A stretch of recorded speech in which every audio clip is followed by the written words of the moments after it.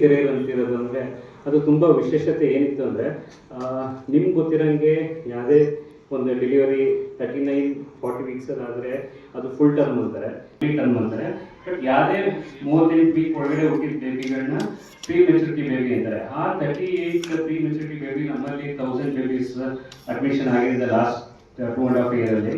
ಈ ಎರಡು ವಿಶೇಷತೆ ಏನಂದರೆ, ಒಂದು baby of Uma around 500 gram baby, ಇನ್ನೊಂದು ಬೇಬಿ ಆಫ್ ಭವಿಷ್ಯ 24 ವೀಕ್ಸ್.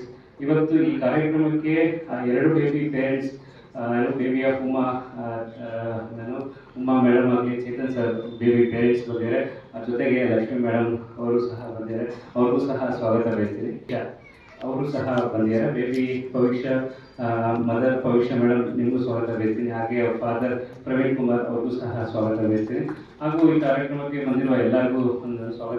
ಅರೌಂಡ್ 500 ಗ್ರಾಮ್ ಬೇಬಿ ಮತ್ತು 24 ವೀಕ್ ಬೇಬಿ, ಮತ್ತು ಈ ಎರಡು ಬೇಬಿ ಟೈಮಲ್ಲಿ ಆಫೀಸ್ ಎಷ್ಟು ಹೈ ರಿಸ್ಕ್ ಇದ್ದಾಗ ನಮ್ಮ ಆಫೀಸಿನ ಗೈನಕಾಲಜಿಸ್ಟ್ ಯಾವ ರೀತಿಲಿ ಪೇಷಂಟ್ಗೆ ಏನ್ಸಿ ನೋಡಿ ಅಂದರೆ ಈ ಮದರ್ನು ಸೇಫಾಗಿ ಡಿಲಿವರಿ ಆಗಿ, ಮದರು ಸಹ ಸೇಫ್ ಆಗಿದ್ದಾರೆ ಮತ್ತು ಬೇಬಿನೂ ಸೇಫ್ ಆಗಿ ಡಿಲಿವರಿ ಆಗಿ NIC ಟ್ರೀಟ್ಮೆಂಟ್ ಆಗಿ ಇವತ್ತು ನಿಮ್ಮ ಮುಂದೆ ಬೋತ್ ಮದರ್ ಬೇಬಿ ಇಬ್ಬರು ಬಂದಿದ್ದಾರೆ.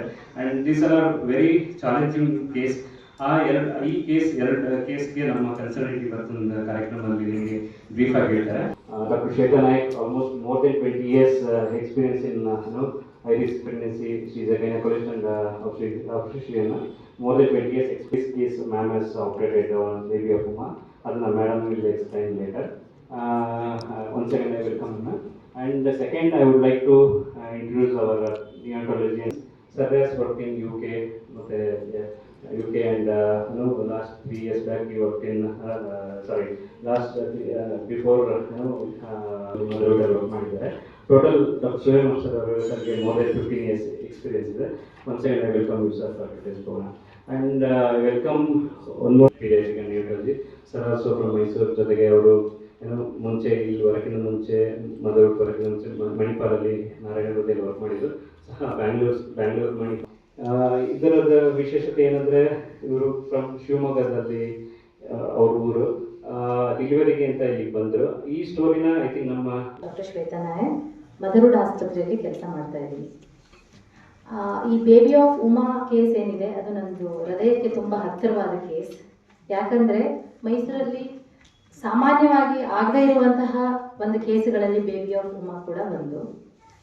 ಇದು ಬೇಬಿ ಆಫ್ ಉಮಾ ಏನನ್ನ ಸೂಚಿಸುತ್ತೆ ಅಂತಂದರೆ, ಈ ನಮ್ಮ ಮಾಡರ್ನ್ ಸೈನ್ಸ್ ಅಡ್ವಾನ್ಸ್ಮೆಂಟ್ ಆಗಿರೋದ್ರಿಂದ ಒಳ್ಳೆ ಫೆಸಿಲಿಟಿಗಳು, ನಿಯೋನೇಟಲ್ ಫೆಸಿಲಿಟಿಗಳು ಸಿಗೋದ್ರಿಂದ, ಇಲ್ಲ ಒಳ್ಳೆ ಆ್ಯಂಟಿನೇಟಲ್ ಟೆಸ್ಟ್ಗಳನ್ನ ಕರೆಕ್ಟಾಗಿ ಮಾಡೋದ್ರಿಂದ, ತಜ್ಞ ವೈದ್ಯರಿಂದ ಚೆಕಪ್ ಮಾಡಿಸ್ಕೊಳ್ಳೋದ್ರಿಂದ, ಸ್ಕ್ಯಾನಿಂಗ್ ಚೆನ್ನಾಗಿ ಆಗೋದ್ರಿಂದ ಎಂಥ ಕೇಸನ್ನಾದರೂ ನಾವು ಸಕ್ಸಸ್ಫುಲ್ ಸ್ಟೋರಿಯನ್ನಾಗಿ ಕನ್ವರ್ಟ್ ಮಾಡ್ಬೋದು ಅನ್ನೋದನ್ನು ಸೂಚಿಸುತ್ತೆ.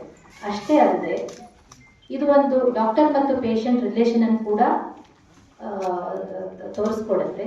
ಪೇಷಂಟ್ಗಳು ನಮ್ಮ ಮೇಲೆ ಇಟ್ಟಿರುವಂತಹ ನಂಬಿಕೆಯನ್ನು ನಾವು ಹೇಗೆ ನಮ್ಮ ತಜ್ಞ ಟ್ಯಾಕ್ಟಿಕ್ಸಿಂದ ಅದನ್ನು ಹೇಗೆ ಉಳಿಸ್ಕೊಳ್ಬೋದು, ಮತ್ತು ಅಷ್ಟೇ ಅಲ್ಲದೆ ಯಾವುದೇ ತಾಯಿ ಮಗುವಿಗೆ ಸರಿಯಾದ ಸಹಕಾರ ಮನೆಯವರಿಂದ ಸಿಗೋದ್ರಿಂದ, ಮನೆಯವರಂದರೆ ಅವರ ಹಸ್ಬೆಂಡ್ ಆಗಿರ್ಬೋದು, ಇಲ್ಲ ಅತ್ತೆಯವರಾಗಿರ್ಬೋದು, ಅವರೆಲ್ಲ ಸರಿಯಾಗಿ ಕೋಆಪರೇಷನ್ ಮಾಡಿದ್ರೆ ಎಂತಹ ಕ್ರಿಟಿಕಲ್ ಇರುವಂತಹ ಕೇಸನ್ನಾದರೂ ಕೂಡ ನಾವು ಇವತ್ತು ಬದುಕಿಸಿ ಉಳಿಸ್ಕೊಳ್ಬೋದು ಅಂತ ಇದನ್ನು ತೋರಿಸುತ್ತೆ.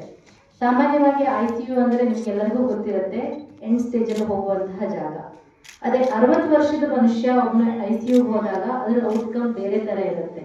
ಅವರು 60 ವರ್ಷವನ್ನು ಕಳೆದಿರ್ತಾರೆ, ಬದುಕಿನಲ್ಲಿ ಏನನ್ನು ಸಾಧಿಸಬೇಕೋ ಸಾಧಿಸ್ತಿರ್ತಾರೆ. ಆದರೆ ನಿಯೋನೇಟಲ್ ICU ಅಂದರೆ ಒಂಥರ ಒಂದು ದೇವಾಲಯದಂತಹ ಜಾಗ.